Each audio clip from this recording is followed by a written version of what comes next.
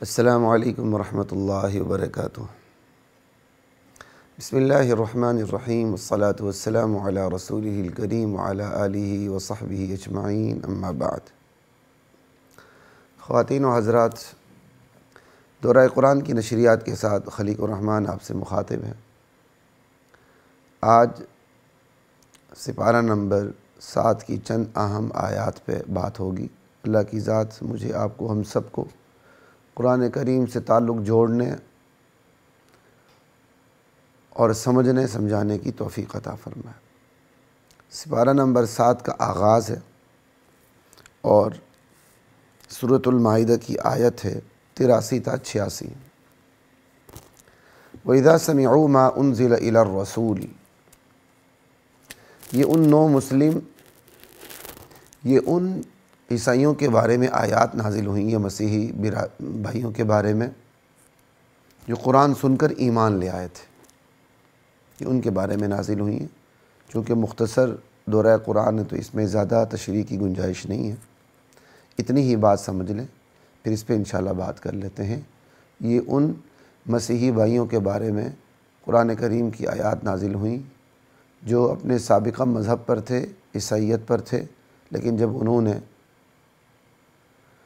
قرآن کریم کو سنا تو ان کے دل پہ اثر ہوا، اور کیسے اثر ہوا، قرآن اس کی پوری تصویر کھینچتا ہے اور پھر وہ مسلمان ہوتے ہیں، قرآن اس کا ذکر کرتا ہے۔ یہ آیات ہمیں کیا سبق دیتی ہیں، اس پہ بات کر لیتے ہیں۔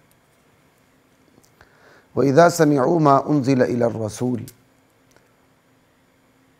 جب یہ لوگ اس قرآن کو سنتے ہیں جو رسول اللہ صلی اللہ علیہ وسلم محمد رسول اللہ کی طرف نازل ہوا ہے، تَرَىٰ أَعْيُنَهُمْ تَفِيضُ مِنَ الدَّمْعِ مِمَّا عَرَفُوا مِنَ الْحَقِّ، تو آپ دیکھتے ہیں کہ ان کی آنکھیں آنسو بہا رہی ہیں۔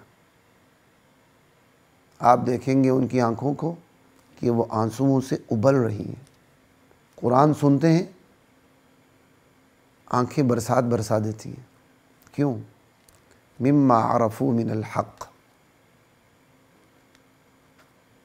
انہوں نے قرآن سنا، ان کی آنکھوں نے آنسوؤں کی برسا دی۔ کیوں؟ اس لیے کہ انہوں نے حق کو پہچان لیا کہ جو سن رہے ہیں نا، یہ مبنی بر حق ہے، یہی حقانیت ہے۔ اور پھر بے اختیار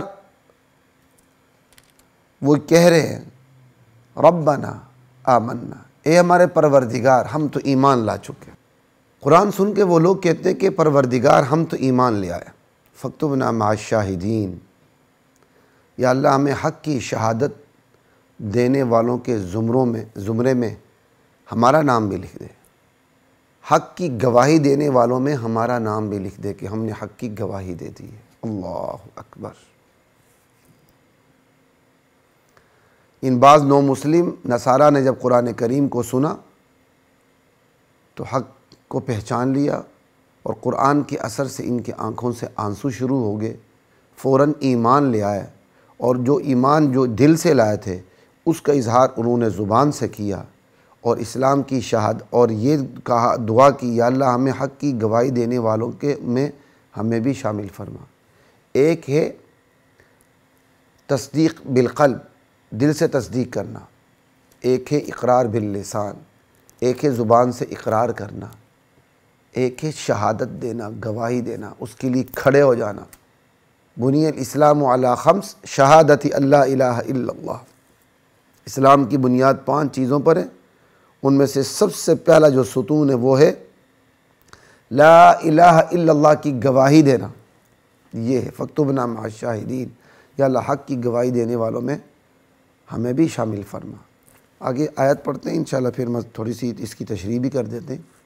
وما لنا، آخر ہمارے پاس کیا عذر ہے کہ ہم ایمان نہ لائے، لا نؤمن باللہ وما جاءنا من الحق، اور جو محمد رسول اللہ کے واسطے سے جو حق، جو قرآن ہم تک پہنچ چکا ہے، ہم اس پر ایمان نہ لائے، ہمارے پاس اس کی کیا وجہ ہے، کیا عذر ہے؟ کوئی عذر نہیں۔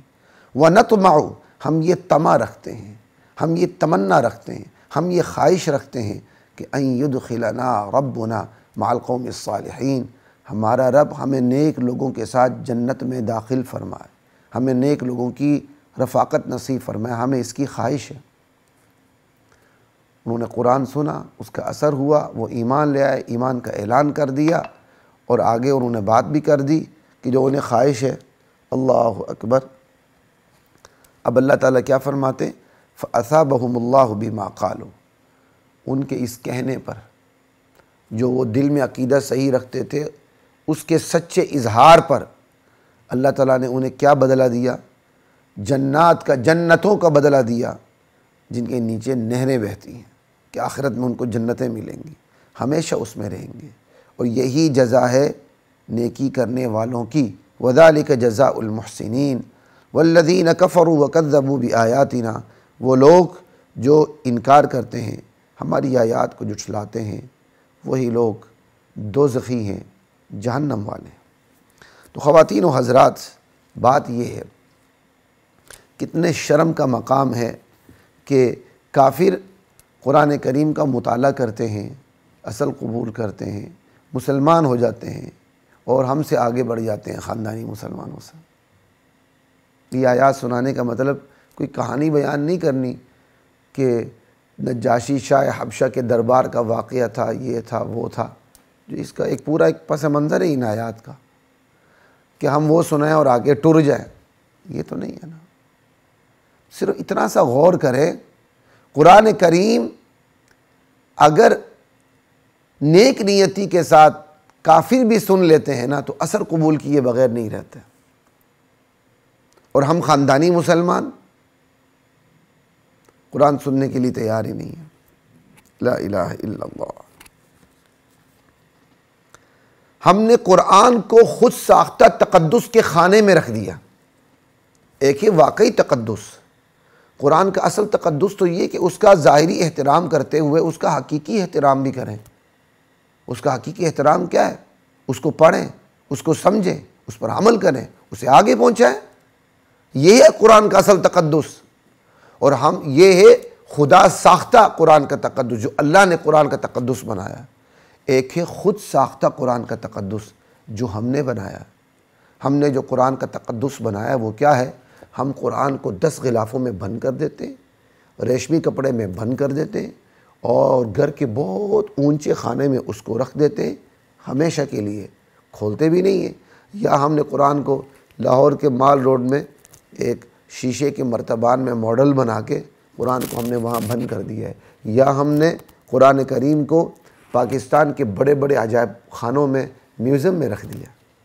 یہ ہے ہمارا قرآن سے سلوک، یہ ہے ہمارے نزدیک قرآن کا تقدس۔ یا ہمارے نزدیک قرآن کا تقدس یہ ہے کہ بے پردہ دلہن جس نے ہزاروں لاکھوں روپے کا میک اپ کیا ہوتا ہے اور اسلامی تعلیمات کی دھجیاں اڑائی ہوتی ہیں، اس کے اوپر سے اس کا بھائی، اس کا باپ، اس کا ماما، اس کا ماموں، اس کے چاچو قرآن گزار رہے ہوتے ہیں، وہ قرآن کے نیچے سے گزر رہی ہوتی ہے۔ یہ تقدس ہے۔ ہمارے ہاں قرآن کا تقدس یہ ہے، کوئی مر جائے تو رسومات، تیجے، 40ویں، کل، 5واں، 6ٹا، 7 پتہ نہیں کیا کیا ان نام نہاد مولویوں نے ایجاد کی ہیں بدعات۔ بکھانے تھے کھابے، رنگ برنگے کھانے، بچوں کو لے جانا، رال بہہ رہی ہے، کیلے مالٹے ہاتھ میں ہیں۔ یہ قرآن کا تقدس ہے۔ اور خود صوفے پہ بیٹھے، ٹانگ پہ ٹانگ رکھے، ڈن ہل کا سگریٹ لگایا ہوا ہے، نیچے یتیم ٹائپ کے بچے قرآن کریم پڑھ رہے ہیں۔ کیا ہے جی؟ مردوں کو بخشوانا۔ یہ قرآن کا تقدس ہے۔ یہ قرآن کا تقدس ہے۔ مسجد کو چھوڑ کر آپ اپنے گھر میں تراویح کی جماعت کروائیں۔ مجبوری ایک الگ بات ہے کہ بس تراویح کی جماعت پڑھائیں، صاحب کبھی جی چاہے تو اس تراویح میں آ کے شریک بھی ہو جائے۔ بس یہ ہے قرآن کا تقدس۔ یہ ہے قرآن کا تقدس کہ اس پر بڑے پیار سے ہاتھ پھیر دیا اور بغیر مانے کہ اس کو پڑھ لیا۔ ٹھیک ہے، بغیر ترجمے کے بھی پڑھ لے، ثواب ملے گا، سمجھ تو نہیں ملے گی۔ ہم نے قرآن کا تقدس یہ بنا لیا۔ ہمارے ہاں قرآن کا خود ساختہ تقدس ہے۔ ہم نے قرآن کریم کو خود ساختہ تقدس کے خانے میں رکھ دیا ہے۔ ہم نے قرآن کریم کو فہم و تفہیم کے خانے میں، تعلیم و تعلم کے خانے میں، علم اور عمل کے خانے میں رکھا ہی نہیں ہے۔ اس لیے قرآن خاندانی مسلمان ہوتے ہوئے بھی ہم پر اثر انداز نہیں ہوتا۔ انا للہ و انا الیہ راجعون۔ بلکہ ہمارے بہت سے لوگ قرآن کریم سے روکتے ہیں کہ قرآن کریم کا ترجمہ نہ پڑھو، انا للہ و انا الیہ راجعون۔ قرآن کہتا ہے فَأَيْنَ تَذْهَبُونَ، ارے مجھے چھوڑ کے تم کہاں جا رہے ہو؟ اور آج کا نام نہاد، میں ہر عالم کی بات نہیں کر رہا، یہ جو نام نہاد قسم کے بےایمان مولوی ہیں یا بےایمان کوئی اور بات، وہ قرآن سے روکتے ہیں، نہ قرآن کا ترجمہ نہ پڑھو، گمراہ ہو جاؤ گے۔ انا للہ و انا الیہ راجعون۔ قرآن کہہ رہا ہے مجھے چھوڑ کے کہاں جا رہے ہو، اور یہ کہتے ہیں قرآن نہ پڑھو، کتنا تضاد ہے۔ قرآن کہہ رہا ہے میں اسلام کی بنیادی تعلیمات کفر و اسلام کے درمیان جو فرق کرتی ہیں اس کے لیے میں بالکل آسان ہوں۔ وَلَقَدْ يَسَّرْنَا الْقُرْآنَ لِلذِّكْرِ فَهَلْ مِن مُدَّكِرٍ، قرآن بہت آسان ہے، اور ہم نے کیا کہہ دیا؟ قرآن بہت مشکل ہے۔ ہاں بھائی قرآن مشکل ہے فقہی مسائل کے لیے، آیات سے استنباط کرنا، فقہی مسائل نکالنا، یہ ہر ایرے غیرے نتھو پھتو کا کام نہیں ہے، یہ جو اس میدان کے شاہ سوار ہیں یہ ان کا کام ہے۔ لیکن قرآن سے نصیحت لینا، جہنم کی باتوں کو سننا، جنت کی باتوں کو سننا، اخلاقیات کو سننا، ایمانیات کو سننا، یہ تو اللہ تعالیٰ نے مفسر کی تفسیر پر بھی نہیں رکھا، ترجمے میں اتنی بات واضح ہو جاتی ہے۔ کسی کو براہ راست عربی آتی ہو وہ اثر لے گا، نہیں، تھوڑا سا عربی سمجھ لے، جو کوئی صحیح ترجمہ ہوا ہے اس صحیح ترجمہ کو دیکھ لے، وہ بات کو سمجھ لیتا ہے۔ اور ہم کہتے ہیں نہیں قرآن کے قریب ہی نہ ہو۔ قرآن کو سمجھنے کے لیے 16 علوم ضروری ہیں، اور بھائی وہ قرآن کے علوم قرآن پہ دسترس حاصل کرنے کے لیے ضروری ہے۔ جب یہ 9 مسلم عیسائی جو ابھی مسلمان نہیں ہوئے تھے، بعد میں مسلمان ہوئے، 9 مسلم بعد میں مسلمان ہوئے، جب انہوں نے قرآن سنا تو 16 علوم پہ مہارت حاصل کرنے کے بعد قرآن کو سنا تھا۔ ابو جہل نے 16 علوم پر مہارت حاصل کرنے کے بعد قرآن کو سنا تھا۔ نبی کریم صلی اللہ علیہ وسلم جب قریش مکہ کو یہ قرآن سناتے تھے اور وہ اس سے اتنے متاثر ہوتے تھے، متاثر ہونے کے باوجود مانتے نہیں تھے اور کہتے تھے یہ جادو ہے، یہ جادو ہم پر اثر انداز ہو رہا ہے، تو کیا وہ 16 علوم پڑھ کے قرآن کو سمجھ رہے ہوتے تھے؟ شرم آنی چاہیے ہمیں ایسی باتیں کرتے ہوئے، قرآن سے روکتے ہوئے۔ قرآن یہاں یہ کہتا ہے جو مسلمان نہیں تھے اور عیسائی تھے لیکن نیک دل تھے، قبول حق کی استعداد تھی، وہ تلاش حق کے جذبے سے سرشار تھے، جب انہوں نے قرآن کو سنا تو جذبات سے ان کی آنکھوں سے آنسو بہہ پڑے، کیونکہ وہ حق کو پہچان چکے۔ تو وہ 16 علوم پڑھ کے انہوں نے حق کو پہچانا تھا۔ شرم آنی چاہیے ہمیں قرآن کریم سے روکتے ہوئے، اور وہ فوراً ایمان بھی لے آئے اور اللہ سے دعا بھی کی، یا اللہ ہمیں حق کی شہادت دینے والوں میں ہمارا نام بھی شامل فرما۔ لا الہ الا اللہ۔ تو خواتین و حضرات یہ بات یاد رکھیے، قرآن دعوت حق کا اصل ہتھیار ہے، مسلمانوں کے لیے بھی، غیر مسلموں کے لیے بھی، آج بھی، گزشتہ کل بھی، آئندہ کل بھی۔ لا الہ الا اللہ۔ ہمیں اس پر محنت کرنی چاہیے، نہ کہ ہمیں قرآن سے روکنا چاہیے۔ لا الہ الا اللہ، اللہ اکبر۔ بہت افسوس ہوتا ہے ہمارے اس معاشرے پر، قرآن سے روکنے کے نتائج یہ ہیں، لوگ اپنے نام نہاد پیروں کے ایسے غلام بنے ہوئے ہیں کہ ان کی حرکت کو قرآن کی آیت سمجھتے ہیں۔ ایک پیر صاحب ہیں، ان کے مرید نے ان کے سالانہ جلسے میں کہا اگر آج بھی نبوت جاری ہوتی تو ہمارے حضرت اس کے سب سے بڑے حقدار تھے۔ مجمع میں کوئی شخص ایسا نہیں تھا جو اس کے خلاف بولے کھڑا ہو، نہ وہاں سے کوئی تردید ہوئی۔ مجمع میں بیٹھے شخص نے مجھے فون کیا، میں کہا یہ بات بالکل غلط ہوئی ہے، ہمارے تو یہ حالات ہیں، قرآن سے روکیں گے کہانیوں کی وقت ختم ہو جائے گی، قرآن کے قریب آئیں گے لوگ، کہانیوں کی وقت ختم ہو جائے گی، قرآن کے قریب آئیں گے، خوابوں کی، نام نہاد خوابوں کی وقت ختم ہو جائے گی۔ جو خواب بشارت ہیں وہ اپنی جگہ ہیں، اور قرآن سے جب لوگ قریب آئیں گے تو حقیقت شناس ہو جائیں گے، پھر وہ احترام تو کریں گے، پوجا نہیں کریں گے اللہ کے علاوہ کسی کی۔ ہم کہتے ہیں کہ نہیں، ہمارا مرید، ہمارا چیلا، ہمارے متوسلین، ہمارے منسلکین، ہمارے معتقدین ہمارے غلام بن کے رہیں، اس لیے ہم قرآن کریم کے قریب جانے نہیں دیتے۔ کہتے ہیں جی قرآن پڑھو نا، قرآن کی تعلیمات پر عمل کرو۔ شرم آنی چاہیے تمہیں ایسی بکواس کرتے ہوئے۔ قرآن پڑھو نا، قرآن کی تعلیمات پر عمل کرو۔ قرآن پڑھے بغیر تعلیمات پہ عمل کیسے کریں گے؟ جی بس ہمارے بزرگ جو کہتے ہیں نا آپ اعتماد رکھو، کیوں رکھیں؟ میری قبر کا مسئلہ ہے، تمہارا بزرگ یا میرا بزرگ میری قبر میں آئے گا جواب دینے کے لیے؟ کیا یہ میرا حق نہیں ہے کہ حق کیا ہے، ایمانیات کیا ہیں، کفر و اسلام کے درمیان حد فاصل کیا ہے؟ وہ قرآن جو اپنے آپ کو فرقان کہتا ہے، وہ قرآن جو اپنے آپ کو فرقان کہتا ہے کہ میں نے حق و باطل کو بالکل جدا کر دیا ہے، وہ قرآن جو اپنے آپ کو بینات کہتا ہے کہ میری جو باتیں ہیں وہ بالکل واضح تعلیمات پر مشتمل ہے، میں اس کو چھوڑ کے تمہارے نام نہاد پیر صاحب کی وہ ان کیا کہتے ہیں کتابوں کی طرف متوجہ ہو جاؤں جس کے اندر خرافات بری ہوئی ہیں، کہانیاں بری ہوئی ہیں، من گڑت قصے اور واقعات بھرے ہوئے ہیں، مطلب میں ان کی طرف آؤں؟ شرم آنی چاہیے۔ اس لیے خواتین و حضرات اپنے ایمان کی فکر کریں اور قرآن کو ترجمے سے پڑھیں۔ میں ساتھیوں سے کہتا ہوں، میں نے گزشتہ جمعہ بھی یہی کہا، دیکھیں بہت آسان ہے، قرآن کو ترجمے سے پڑھیں۔ جو قرآن کی بنیادی تعلیمات ہیں اللہ نے ان کو مفسر کی تفسیر پر بھی نہیں رکھا۔ سورہ اخلاص پڑھ لیں، قل هو اللہ احد اللہ الصمد لم یلد ولم یولد ولم یکن لہ کفوا احد۔ مجھے بتائیں کہاں مفسر کی تفسیر کی ضرورت ہے؟ اگر آپ کو یہودیت کا پتہ ہے، عیسائیت کا پتہ ہے، تو آپ کو اس صورت کے کہ اس سیرت کی قیمت کا پتہ ہوگا۔ یہ صورت یہودیت اور عیسائیت کی عمارت کو ڈھا دیتی ہے، جنہوں نے اپنے انبیاء کو الہ بنایا، مشکل کشا، حاجت روا بنایا۔ تو قرآن کریم کی طرف آنے کا طریقہ یہ ہے کہ آپ کو براہ راست قرآن کی عربی آتی ہو۔ اگر آپ کو عربی نہیں آتی تو آپ قرآن کا ترجمہ پڑھ لیں۔ اب سوال یہ ہوتا ہے یار قرآن کا ترجمہ کون سا پڑھیں؟ ہر مولوی کا اپنا ترجمہ ہے۔ تو میں آپ کو بتا دیتا ہوں، عربی زبان کے بعد اردو میں بہت بڑا کام ہوا ہے اسلامی لٹریچر پر۔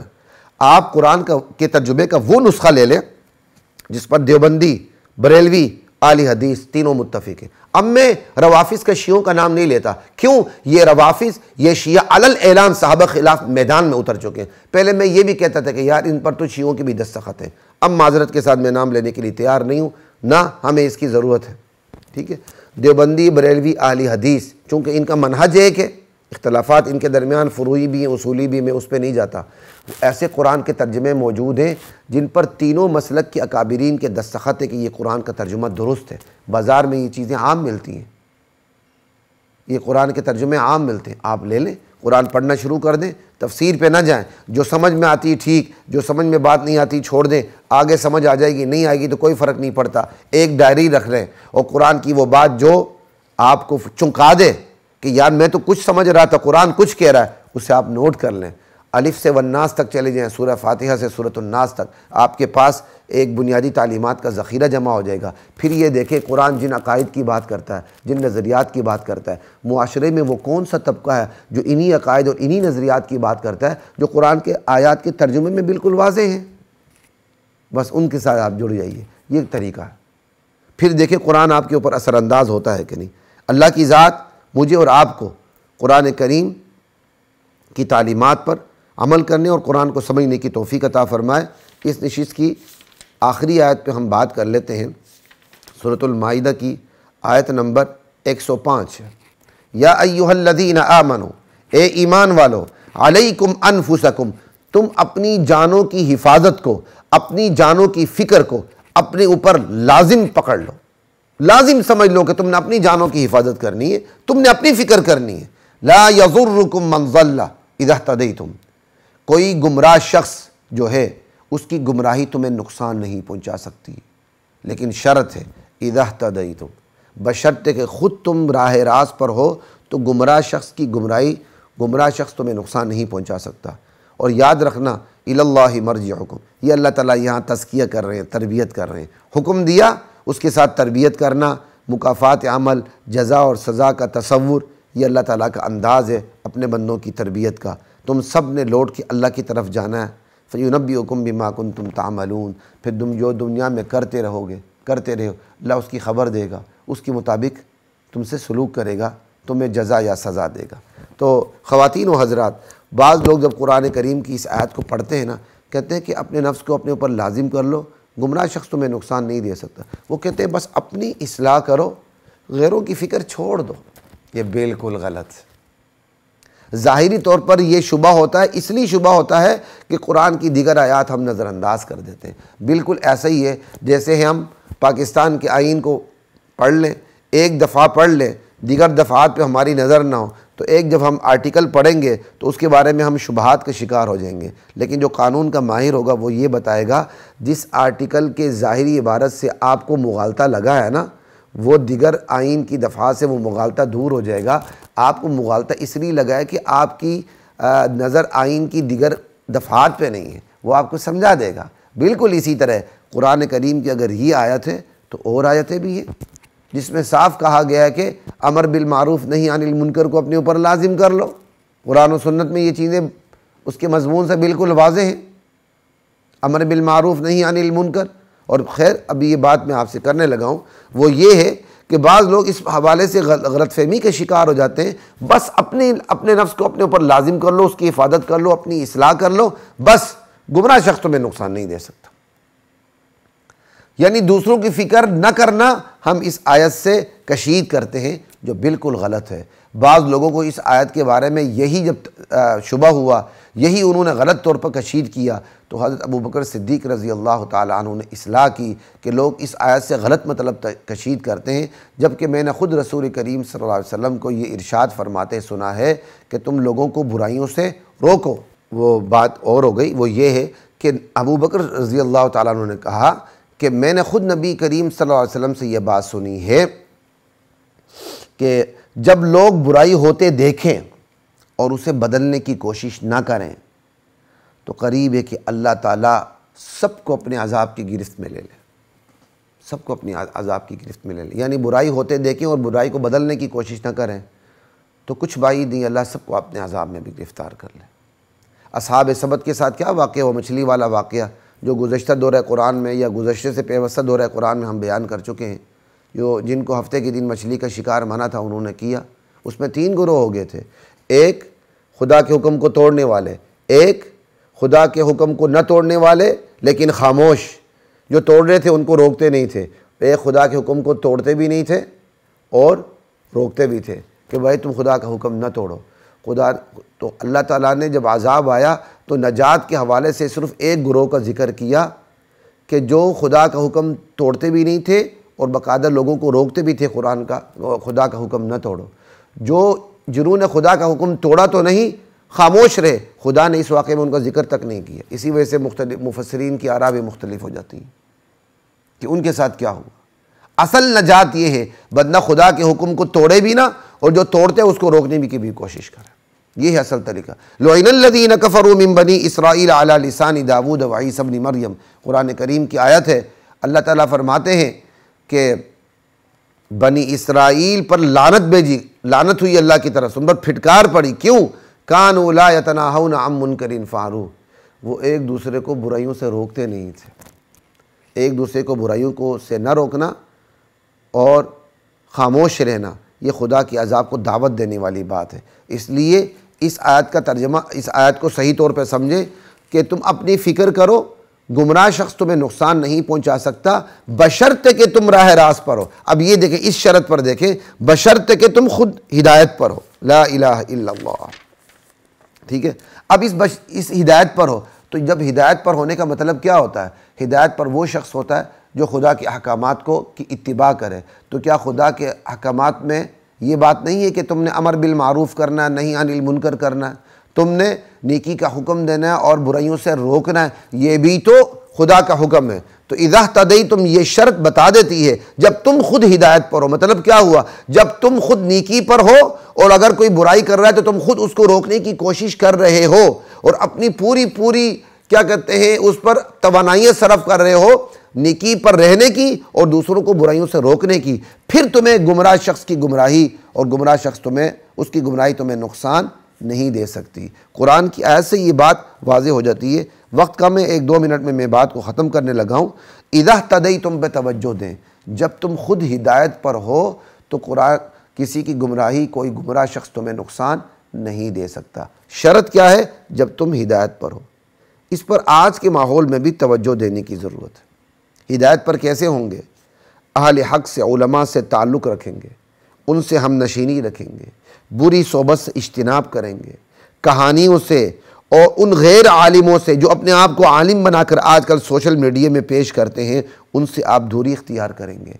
صحابہ نے قرآن کو حضور سے سیکھا تھا، سمجھا تھا، صحبت اختیار کی تھی، پھر چھوٹے صحابہ بڑے صحابہ کی صحبت میں بیٹھتے تھے، پھر تابعین صحابہ کی صحبت میں بیٹھتے تھے، پھر تبع تابعین تابعین کی صحبت میں بیٹھتے تھے، عوام علماء کی صحبت میں بیٹھے تھے۔ یہ ایک ہماری روایت چلتی ہوئی آ رہی ہے۔ ایسا کبھی بھی نہیں ہوا قرآن اوپر سے اترا ہو اور صحابہ نے کیا ہو، چونکہ یہ عربی میں ہے تو یا رسول اللہ نعوذ باللہ آپ سے بھی غلطی ہو سکتی ہے عربی کو سمجھنے میں، کیوں نہ ہم جا کے ابو جہل سے سمجھ لیں قرآن کریم، کیونکہ یہ عربی میں۔ نعوذ باللہ کبھی ایسا ہوا ہے کہ چونکہ قرآن عربی میں نازل ہوا ہے تو جو عربی میں بہت بڑا شاعر ہے، بہت بڑا فصیح ہے، بہت بڑا بلیغ ہے، لیکن مسلمان نہیں ہے، لیکن چونکہ عربی میں ماہر تو ہے نا، تو چلو اس سے بھی جا کر سمجھ لیتے ہیں۔ سمجھنے میں کیا فرق پڑتا ہے، چاہے وہ ایمان نہیں لایا لیکن عربی دانی تو ہے نا، بڑا عربی دان ہے، وہ ہمیں اس قرآن کی آیت کا مفہوم بتا دے گا، بھلے اس پر خود عمل نہ کرے۔ کیا کبھی ایسا ہوا ہے کہ صحابہ نے حضور کو چھوڑا ہو اور بہت بڑے عربیت دان کے پاس گئے ہوں کہ بھائی چونکہ یہ عربی میں آپ ہمیں سمجھا دو؟ انا للہ و انا الیہ راجعون۔ کیوں نہیں ہوا؟ اس لیے نہیں ہوا کہ نبی علیہ السلام اگر قرآن لائے تھے تو قرآن سمجھانا بھی آپ کی ذمہ داری تھی، صحابہ آپ کو چھوڑ کے کہیں نہیں جا سکتے تھے۔ یہی رویہ آج بھی ہے، علماء ہی سے آپ وابستہ رہیں گے تو آپ کو سمجھ آئے گی۔ اگر آپ علماء سے وابستہ نہیں رہیں گے، سوشل میڈیا میں جو بلبلے کی طرح لوگ آتے ہیں اور پس منظر میں یا وہ کوئی MBBS ڈاکٹر ہوتا ہے یا وہ کوئی انجینئر یا پلمبر یا کچھ اور ہوتا ہے، 2-3 اردو کتابوں کو پڑھ کے اور جو معاشرے کے نئے اسلوب کو اور جدید زبان کو سمجھتا ہے وہ آپ پہ حاوی ہو جاتا ہے تو آپ اس کے تھلے لگ جاتے ہیں۔ کریں بیٹا کرا کہ اگر آپ نے اپنے ایمان کا کرنا تو کریں، پتہ چل جائے گا قیامت کے دن کہ کیا ہوگا۔ تو اذا اہتدیتم تم پہ توجہ دیں، علماء سے تعلق رکھیں، کیا کہتے ہیں ہم نشینی اختیار کریں اور بری صحبت سے اجتناب کریں، کہانیوں سے اور غیر عالموں سے جو اپنے آپ کو عالم بناتے ہیں ان سے دوری اختیار کریں، ہدایت کے اسباب سے جڑ جائیں، گمراہی کے اسباب سے دوری اختیار کر لیں۔ سلب منفعت، وہ چیزیں جو فوائد سے آپ کو دور رکھ دیتی ہیں، لغویات، ان سے اپنے آپ کو بچا کے رکھیں۔ جو بندہ بیکار کاموں میں پڑتا ہے پھر پڑھتا ہی چلا جاتا ہے، بیکار کاموں کی ابتدا مباح سے ہوتی ہے، حرام تک چلی جاتی ہے۔ شروع میں جب بندہ بیکار کاموں میں پڑتا ہے نا تو اس کی عقل یہ دلیل دیتی ہے کیا یار کوئی گناہ تو نہیں کر رہا نا، میں کوئی گناہ تو نہیں کر رہا، لیکن پھر ہوتا کیا ہے، وہ جو مباح کام ہوتے بیکار ہیں وہ اس میں ترقی کرتے کرتے کرتے وہ حرام تک پہنچ جاتا ہے۔ بالکل آج ہمارے کرکٹ کو دیکھ لیں، پہلے یہ ایک کھیل تھا لیکن اس وقت یہ کھیل فحاشی کا، اوریانی کا، ماڈرنزم کا، جوے کا بہت بڑا ذریعہ۔ لا الہ الا اللہ۔